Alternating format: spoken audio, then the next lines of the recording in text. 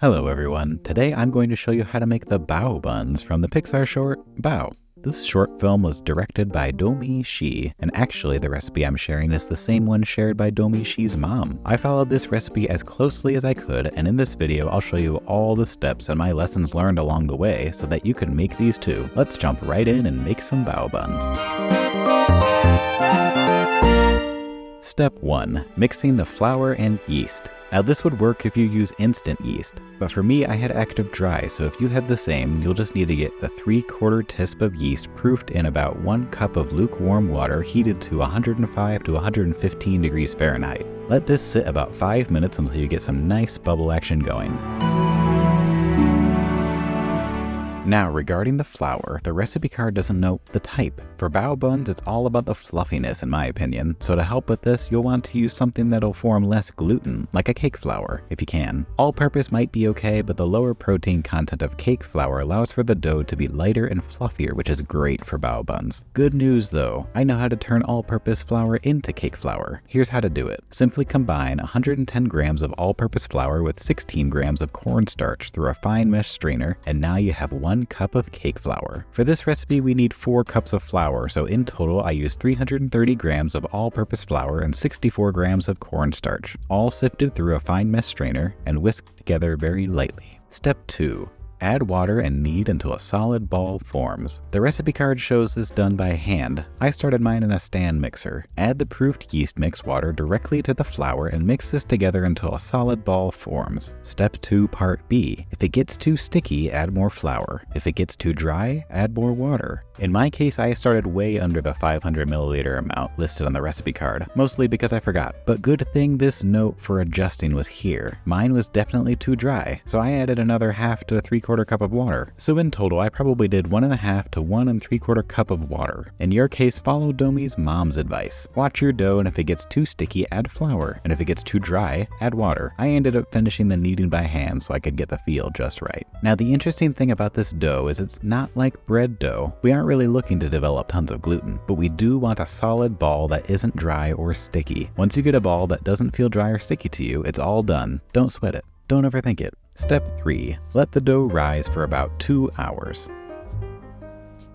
Take the dough ball and leave it in a large bowl covered with plastic wrap for about 2 hours. By the end of its rest, it should have doubled in size and be fluffy and puffy. Step 4. Cook half the ground pork in a pan and mix it with the raw pork. I worked on this while the dough was resting and rising. Add 1/2 pound of ground pork to a pan and brown it over medium heat. Cook this all the way through and break it down to bits and pieces. Then take the other 1/2 pound of uncooked pork and put it in a large mixing bowl. Add the cooked pork to the uncooked pork. I thought this was kinda interesting, but I wasn't about to question Domi's mom. Step 5. Mix the pork with all the things. Now to the pork, add 1 pound of shredded cabbage and 1 carrot that's been minced. In my case, I thought it'd be a good idea to save a few minutes of effort to use a coleslaw cabbage carrot mix. And this was okay, other than next time I would probably want to chop this up more and make it finer and smaller shreds. Or next time I should just buy a cabbage and a carrot and chop it myself. And after realizing my bowl was a bit too small and transferring it to a larger one, you'll want to add in 2 to 3 green onion stalks that have been chopped. Apologies to my wife for buying 3 bunches of green onion stalks. Recipe was for 3 stalks, not for 3 bunches. My bad. 1 to 2 teaspoons of ground ginger. I did closer to 2 teaspoons. We like ginger. 1/2 teaspoon of chicken bouillon powder. Also add 1 teaspoon of olive oil, 1 teaspoon of oyster sauce, 2 to 3 teaspoons of a cooking wine. You could replace this with water if you want. And finally, salt and pepper to taste. Give this all a good mix to completely combine all of the filling ingredients. The recipe card also notes to add 1 egg. I did not add this myself because we have an egg allergy in the family, but if you are able to, go ahead and add the 1 egg in yours. Step 6. Once your dough has risen, dust your countertop with flour and roll out the dough into a long rope using the windmill technique. Now I had no idea what the windmill technique was, but I was excited to try it. It actually made really quick work of rolling out the dough into an even-sized rope. It was a lot of fun. Based on the recipe card pictures and from what I remembered seeing in the short film, to do the windmill technique to form the long rope, pick up the dough and press a hole into the center, kinda like a bagel.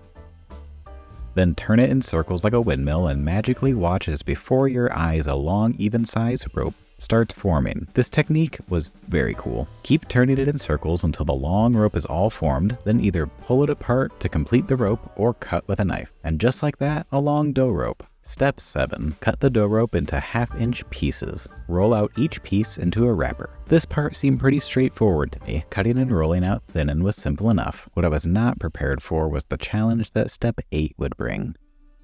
Step 8. Spoon 1/2 tablespoon of filling into the center of the wrapper, then carefully pinch and fold the wrapper closed, twisting the top to finish. Make sure to press the dough tight to seal the top.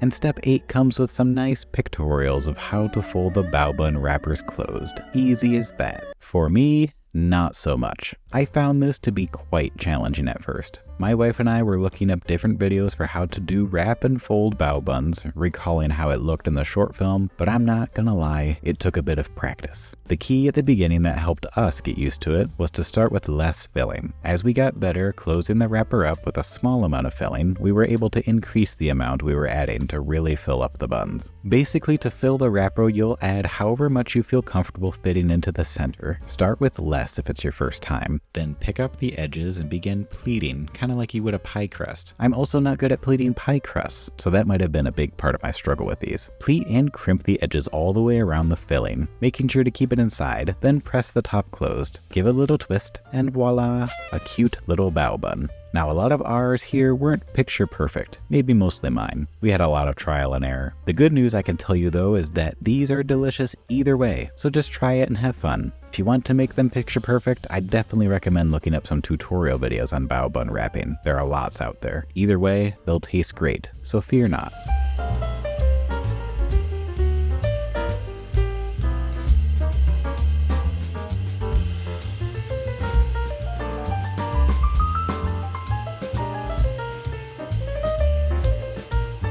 Step 9. Bring a pot of water to a boil. Place the baos in a steaming basket lined with cabbage leaves to prevent sticking, and place the basket on top of the boiling water. Close lid, steam for 15 minutes, turn off the heat, and let the baos rest for 5 minutes. In my case, I used a wok pan with my steaming basket. My wife got me this steaming basket on Valentine's Day, and I was so excited to use it for this recipe. She really gets me. Once the steamer baskets are loaded up, place them over top the boiling water. Close the lid, and steam for 15 minutes. I also tried this out with a metal steamer basket we had for another pan. For whatever your steaming setup is, you'll want to get a good amount of water boiling underneath the steamer basket. Either setup works fine, though I can tell you now from personal experience that the bamboo steamer basket worked best, at least for me. Next time though, I might want to put it over a pot rather than the wok. Instead of cabbage leaves, I used little cutout parchment squares under each of the baos. This did the job of keeping the baos from sticking. Fill the steamer basket with baos, either lined with parchment or cabbage leaves, and leave enough space between the baos so that they aren't touching.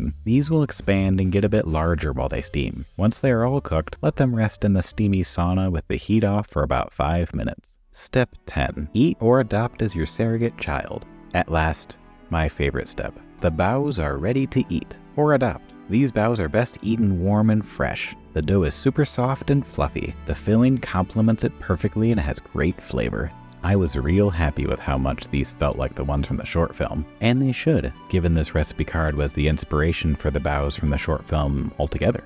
I think these would be a crowd pleaser for sure. Enjoy with family, friends, or even alone with your newly adopted bao child. And now you know how to make the bao buns from bao. If it somehow wasn't completely clear already, this recipe is not mine and is from Domi Shi's mom. A big thanks to her for sharing this recipe with all of us to enjoy. And same for the recipe cards. They were illustrated by Domi Shi. And I hope you can use that recipe along with some of the tips and tricks from this video to make these bao buns yourself at home. As always, thank you so much for watching. I hope you enjoy making these yourselves and make a little Disney Pixar magic at home. If you enjoyed this video or learned something new, please consider leaving a like to this video. Also subscribe if you like Pixar. I make quite a bit of Disney and Pixar inspired food on this channel, so follow along and learn more. Thanks again.